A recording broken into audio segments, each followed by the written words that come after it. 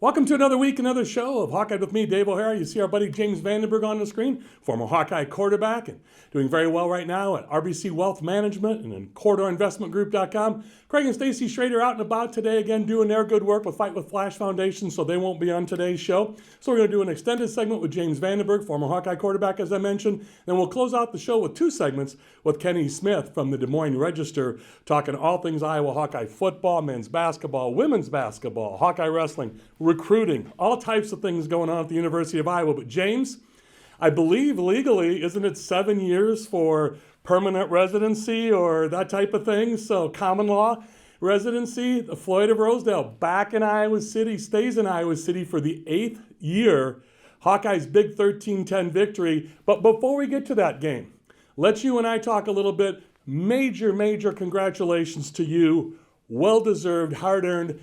Last weekend, viewers at the Iowa State High School Football Championships at the Unidome, James went into the Iowa High School Hall of Fame, Sports Hall of Fame, Football Hall of Fame. James still holds some State of Iowa high school passing records. So congratulations, my friend. I couldn't be happier for you.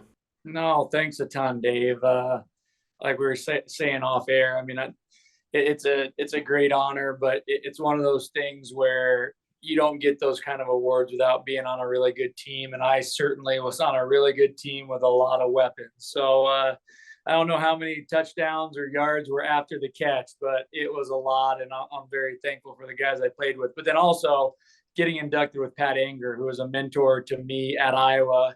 And by mentor, I mean the guy that basically beat me up every practice and after practice. And but a great friend and somebody back at that Ohio State game my freshman year was a big mentor and took me under his wing. So he got inducted as well, and we got our families together that night. So it was a great night all around.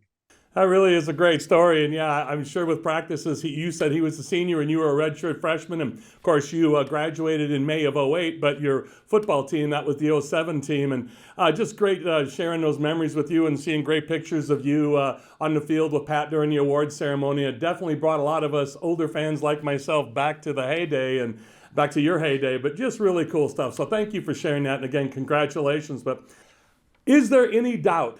I can't believe there'd be any doubt at all that these Hawks aren't looking at, oh, hey, we're going to the Big Ten championship game. We're the Big Ten West champions. I got to believe, being a Kirk Ferentz team, you played for the man, I got to believe they're ultra focused on Nebraska only. Am I right on that? Oh, I would think, yeah. I would think without a shred of doubt. Yeah, if there's anything preached at Iowa, it's that the margin of victory is small.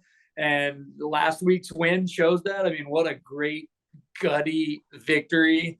I know watching it on TV, it felt like we were kind of losing control of the game, quite frankly, but in classic fashion, Minnesota decided to make the mistakes and we made the plays, maybe more importantly at the end. But no, it'll be all focused on Nebraska. There is no sense in overlooking it or wondering what would happen after that. Again, I don't want to speak for you, so I want your honest assessment of this because you're a former Hawkeye quarterback. I don't think there were bigger throws made on Saturday by Spencer Petras. Was he not on his A game or what? And those two throws down the middle to the seam to Laporta early and then to Lachey late, I don't think I've seen the guy throw the ball better in his career at Iowa, and those were two huge times, James, two huge moments in that game Saturday. He threw a great ball to Reganey somewhere there in the fourth quarter that it wasn't perfect. It was a little hot for the trajectory. He had to throw it, but he put it in a spot that could have been caught, and it would have been a big play. I thought he played really sharp. He scared the dickens out of me there somewhere in the fourth quarter to the running back, which then hit the Minnesota guy like in the face. But overall, I thought he played super sharp. He's been getting better these last 3, 4, 5 weeks, no matter what anybody wants to say. And not only has he been getting, the unit's been getting better. It's like we've been talking about all year. The unit is playing better. Our out guys on the outside are more open. They are catching the ball. They're getting yards after the catch. We are controlling the line of scrimmage better. I mean, our unit is playing better, and Spencer is both playing better and benefiting from the unit playing better. I mean, it's tough playing quarterback when not the whole thing's not gelling. I think everybody's aware there has been plenty of points where it wasn't gelling. The unit is starting to gel better. They're starting to get confidence. And like we said, that's exciting to have some upside, even this late in the season. I'd argue there's still plenty of upside there. And I can't believe I'm going to say this to you, James. It was almost a blessing that they made the wrong call and called Campbell out of bounds, because then Iowa was able to effectively run the clock out and kick the last half-minute field goal with very little time and no timeouts left. It almost worked to Iowa's advantage. Yeah, no, it was a great team victory. I mean, I'm assuming that was a really special moment in the locker room. It always is after you win Big Ten games. A great meme, James. I got to jump in. A great meme of a tearful, and you know this well with Kirk Ferentz, a tearful Kirk Ferentz, a big embrace with Jack Campbell, and you could see the teammates around them in the locker room, water splashing all over. And it wasn't just water in some of those young men's eyes. They were tearing up too. And I didn't mean to step on what you were saying, but you know that emotion in that locker room. No, yeah, it's a special place to play. He's a special guy to play for. I mean, you can't understand how much respect the players have for Coach Ferentz unless you're there. It's only understated if I even say it out loud. There's so much respect. I remember back when I was there, people were like, oh, he's not rah-rah enough. He's not emotional enough. And Paul Rhodes was like doing backflips on the Iowa State sideline. And you can't understand how much respect he has from the players. And I know that hasn't changed 10 years later. And it comes out after victories like that. I mean, that's a hard fought victory. Like Minnesota was doing a good job in the second half. But to sneak away with that, it's a great win.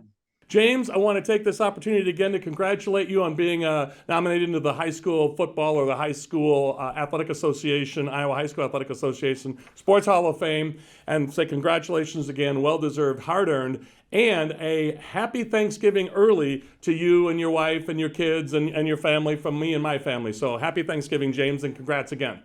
Thanks a ton, Dave. Happy Thanksgiving to you. Thank you as well. And to you viewers as well, to you and your family and loved ones. Safe travels if you're traveling as well. So for James Vandenberg, former Hawkeye quarterback and now at RBC Wealth Management and CorridorInvestmentGroup.com, I'm Dave O'Hara with Hawkeyed. We'll be back with more Hawkeyed and Kenny Smith from the Des Moines Register and Hawk Central. Back with more in just a few moments. To have a strong finish, you need an excellent start. It's true on the track and also in the field. That's why Merschman Seeds works tirelessly to deliver cutting-edge technology year after year. Introducing Starting Line, Merschman Seeds' latest advancement in seed treatment, now providing added protection from white mold and sudden death syndrome all season. Ask for Starting Line seed treatment from Merschman Seeds, your friend in the field. Hi, I'm Joel from Tice Chevrolet. We've lived through some very interesting times the last few months. Ensuring everyone's safety is more important than ever. That is why we are participating in the Chevy Clean program.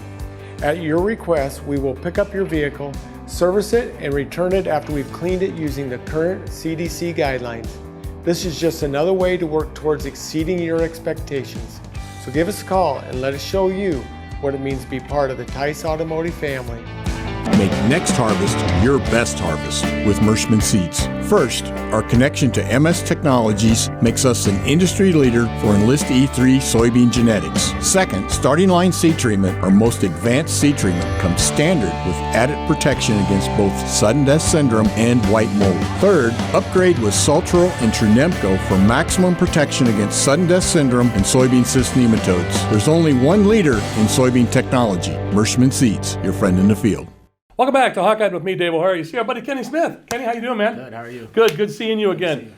Kennington Lloyd Smith III with the Des Moines Register and Hawk Central, beat writer for the Iowa Hawkeyes. For the rest of the show, we just call him Kenny. Work for you? All good. Kenny's happy, of course, his Georgia Bulldogs. Kenny from the Atlanta area originally, but boy, we're sure happy to have you here in Iowa now. You're going on year 2, right? Yes. So you're minus the cold weather. You like in Iowa? Yeah. I had no idea what to expect when I moved up here, but everybody's been great and helped me with my transition. And Beautiful. It's been a fun 2 years covering the team from all aspects. And the weather is horrible, but it's I'm starting to adjust to it. So you're Iowa tough now, Kenny. Exactly. Yeah. Again, kickoff at 3:00 from Kinnick Stadium, Big Ten Network Friday, Black Friday, the day after Thanksgiving. Stop your shopping early, folks, and get back and watch the game, because this game.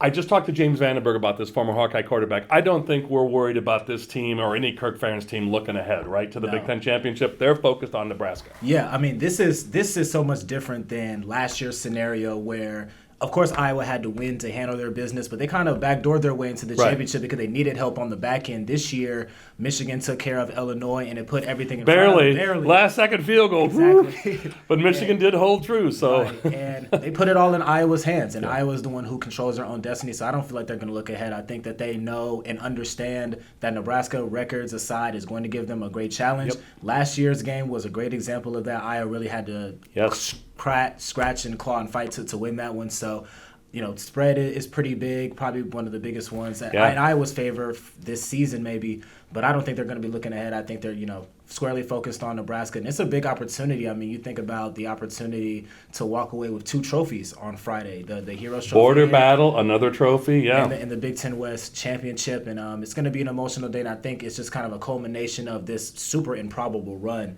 to the West title, and it just seems like the team is just very dialed in right now, and I expect them to come out, full guns blazing on Friday. After that Ohio State game, we were all kind of down in the mouth. Right. You lose to Michigan, Illinois, and Ohio State had the bye in there.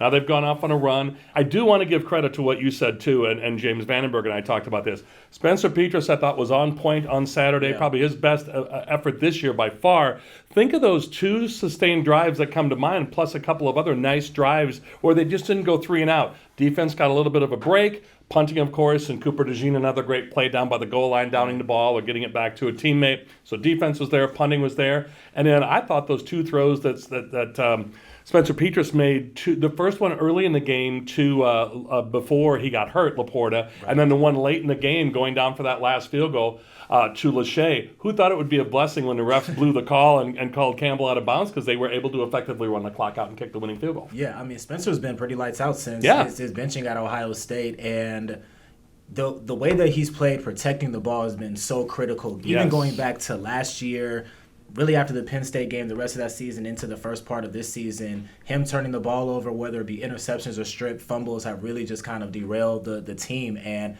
after that Ohio State game, which was a disaster for him in that first half, he's taking care of the ball. He only has 1 turnover since then. And he's putting the ball in good positions. I mean, I feel like his ball placement has been great. And he also, I think, something that I've noticed is that he is willing to kind of like live for another down or live for another drive. Yes. He's mature enough to understand, okay, I don't need to put the ball in a dangerous situation. I'm just going to throw it out of bounds. We're going to play the field position game. I'm going to trust my defense, and we'll try to get them on the next possession, which, some inexperienced quarterbacks don't have that same trait. They will try to force it, and Iowa's defense has been the beneficiary of that, being able to turn other quarterbacks over during this run. So I like what Spencer Petras has brought to the table, and I feel like for all the heat that Kirk Ferentz took for sticking with him, I was one of them who was critical of him for not going to Alex Padilla. His trust in Spencer has been one of the central reasons why Iowa has made this run. Good point. Great point, actually. So let's make a prediction. Since Stacy Schrader and Craig aren't here this week for Fight with Flash Foundation, it's prediction time. What do you got on Friday for the? Most folks will have seen this show after the game. Right. Some in the Cedar Rapids, Eastern Iowa area. This show's going to air on Wednesday night. So let's make our picks. Who do you got? Nebraska, Iowa, Friday. Yeah, I mean, I got Iowa winning the game. I think even offense aside, it's just going to be very hard for Nebraska's offense to move it against Iowa's defense. I think that the defensive line is going to have a field day against Nebraska's offensive line.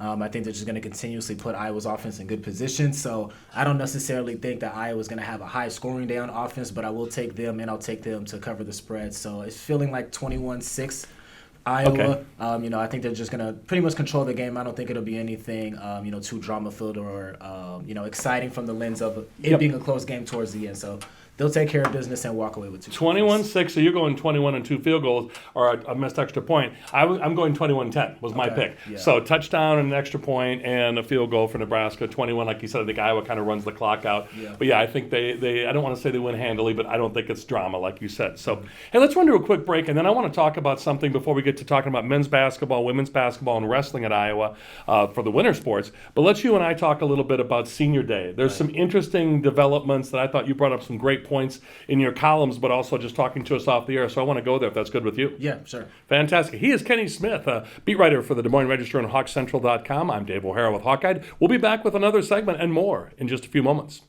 Hi, I'm Joel from Tice Automotive Family. We're living through some of the most interesting and challenging times many of us have ever seen. Knowing who you can rely on is more important than ever. Many of us turn to our families to get us through, and the same holds true here. From our fair, upfront pricing to exceptional service after the sale, we truly want to exceed your expectations. So give us a call or stop by and let us show you what it means to be part of the Tice Automotive family. Who do you trust to produce the best yield?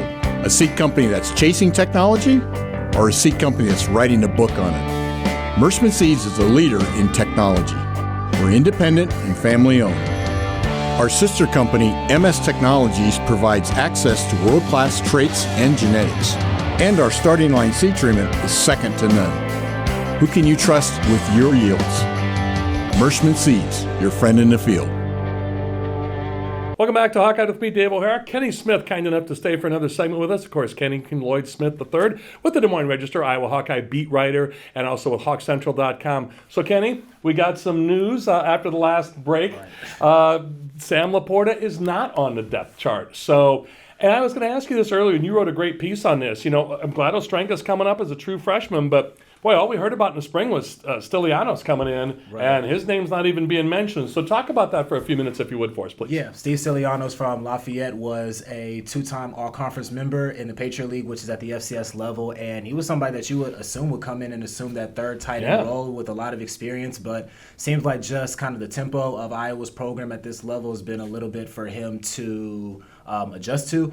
And you think about Ostrenga, how improbable of a story it is for him to rise. Somebody who was originally an Iowa baseball commit, flips to football, but he came in this summer very physically ready, almost 240 pounds. And from what we understand from Abdul Hajj and Kirk Ferentz, just mentally, he's there. He's picked up on things quickly, and that's allowed him to make the travel roster early in the season, have a role on special teams, and now he's the number 3 tight end, and now effectively the number 2 tight end with, it looks like Laporta's out, so it's going to be the him and Lachey show. But they did very well against Minnesota, and with the full week of, Lachey getting number 1 reps and Ostrenga getting number 2 reps, obviously you want Laporta out there, but you have to feel good about the depth of the room that's been developed this year.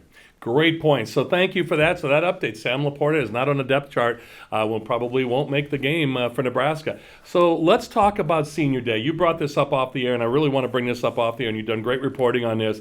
There are some decisions to be made for some guys, and we'll start with Kayvon Merriweather. I don't think anybody's more white hot than their stock rising. Reminds me of Desmond King I mentioned to you years ago. So I wouldn't say why wouldn't he stay, and maybe even a Dane Belton like last year. But so your thoughts on Kayvon, but the rest of the seniors, if it's truly their last Senior Day. Yeah, so that's kind of like the interesting development with like the COVID year and the senior days afterwards is there are going to be guys who are walking who are going to end up coming back possibly, and Kayvon is one of those guys. He has played really well this year, and he came into this year motivated. I believe he was the only member of the secondary last year who didn't receive any type of anything accolades, and he took that to heart, and he's had a great year. So I wouldn't expect him to come back, but if there's anybody who kind of embodies what Iowa's program is and just loves being here, probably other than Jack Campbell, I'll probably put Kayvon up there as well. But other guys on the defense are going to have a decision to make. John Wagner, Joe Evans on the defensive line, Seth Benson could even come back. And that's right. Terry Roberts is another one who was playing outstanding, his first few games at cornerback, and he's missed a significant part of the year with the injury, and he has an opportunity to come back as well. I mean, even Spencer Petras has an opportunity to exercise some eligibility. So there's going to be decisions for guys to make. And if you are an Iowa fan, you probably thought these guys would have this decision a lot earlier because of how the season went, like, the season's going left. They won't have this decision leading up to the Big Ten Championship, but now there's a potential conference title in place, so that might prolong that Joe Evans is another name you mentioned. Right. So, and I think, Joe Evans is probably somebody who's likely to come back. I don't know how much of an NFL draft prospect he is, but he's somebody who would come back, maybe capitalize on NIL, being a local kid, and rack up some more sacks and be a leader on that defensive line. Noah Shannon is another one. I mean, there's just guys everywhere. It's a huge senior class. So it'll be really interesting to see. But if this is the farewell for a lot of these guys, I mean, what a senior class and what a run they've been on these last 4 or 5 years. The women played yesterday. My buddy on the other side of the camera, Michael Merrick, called that game for Big Ten Plus, and Michael sits in your chair once in a while and commentates on it as well. Apparently, Caitlin Clark nicked her ankle up towards the end of the game against that K-State loss last week. What a controversial end that was. Was there time left on the clock? Should Sedano gotten some free throws? But they lose a 1-point game, so they lose early. Number 4 team in the country, they'll fall in their rankings. Played a tough Belmont team yesterday on Sunday at Carver. So Bluter's bunch, any tidbits on them? Seems like Caitlin Clark came out of that ankle injury okay. Yeah, I mean, Belmont was a good win. I mean, that's a perennial NCAA tournament team, and it was a very good bounce back for them. And you look ahead at their schedule, they're going to go out to Oregon and play. They're going to have a game against Oregon State, presumably another game against UConn. Further down the schedule, they're going to play North Carolina State, one of the best programs in the country. So it's a tough stretch for Iowa women's basketball. So for them to kind of face some early adversity, bounce back, get a good win. Now they're going on the road playing some neutral site early tournament games. It'll be really interesting to see how they stack up against some of the elite competition throughout the year. They are the favorites in the Big Ten, so there is a target on their back. So getting a chance to play some elite talent early in the year to prepare them for what is going to be a tough Big Ten schedule has really been beneficial to them. I'm just excited to see them play, throughout the rest of the year. Me too, and I like that teams don't duck teams early in the year because there may be a UConn matchup upcoming too for Iowa or Duke, and the same with the men who are playing Duke, and so I like that. And Jeff Horner was on last week talking about his Division II Truman State team. Jeff, former Hawkeye basketball, playing great, playing a lot of the top teams in D2 and going on the road to do it. And it only makes you better towards the end of the year, to your exact point, and I like to hear that. So, Kenny, your counterpart for the Register, Cody Goodwin, had talked a little bit about wrestling. Big weekend for the Hawks in New York and out east. So let's talk about the Hawkeye Brands boys for just a moment and talk about Brands guys and how well they're doing. Yeah, I mean, they're wrestling really well right now. Obviously, there's super high expectations as it is every year, and there are some key battles going on in certain weight classes. They do have questions at 133. They have questions at 157. They have questions at 174. So just getting a chance to see different guys in different spots and see how they perform well as Tom Brands and Terry Brands try to formulate their lineup for the run is something that is really interesting this year. And then, whenever Spencer Lee is ready to come back, that's obviously going to be a big we don't want to bury the lead. Yeah, right, exactly. This is all pre-Spencer Lee, by the way. Right, exactly. So, you like what you see out of the wrestling unit. Obviously, there's some questions and some things that need to be worked out. Yep. But in terms of, Spencer Lee is going to hold down one spot. IHSAA is looking really well. Max Murin is wrestling well. Tony Cassiovi has been dominating. I think all he does is pin people, right? Exactly. I think he has all pins this year. Real Wood still has it, WrestleJet. So he's going to be a national championship contender as well. So it really is a strong team. Yeah. There just needs to be, a few things worked out. And I think they're going to continue to kind of, work through those things in this early part of the year. Somehow I still have Penn State and Iowa coming down the stretch, right? For nationals and in the Big Ten. That's not obvious, right? Right, of course. So let's do this, and thank you for that great coverage. And let's also talk now about Hawkeye men's basketball. You put your preseason poll out, and we were talking off the air for a moment before we got on the air, and I found it interesting. You had Indiana, Michigan, and understandably so Illinois, Indiana, and Michigan ahead of Iowa. You had Iowa pick 4th in your poll. A lot of the other media had them pick 7th. I think this is a good team. I mean, let's not forget, I know you do. As Jess Settles pointed out a couple weeks ago to me, he said, Dave, 15 of the top 20 scorers in the Big Ten are gone. It's early, but Iowa hasn't really been tested yet and won't be until, I guess Seton Hall last week was a pretty good initial barometer, but way early in your season, so I'm curious how this was all shaken out for you, Kenny. Yeah, and as we talked today, Iowa is ranked. They're the number 25 team in the AP poll, so they've impressed some voters, but I do think this is a good team. I think when they go and play this upcoming weekend at the Thanksgiving tournament, there's likely going to be a matchup with TCU, who is right outside of the top 25, and Jamie Dixon is a great coach and runs a good program, so that'll be a top 25-ish type of matchup, so another test for them, and then obviously the Duke game is looming large in a few weeks. But I like the team, very veteran at the top, and I think that's really one of the reasons why they went and beat Seton Hall, a team that was pressing them, really athletic team, was putting a lot of pressure on them. But on the road, Fran relied on his veteran guys. He really only went kind of 7 deep in his rotation, and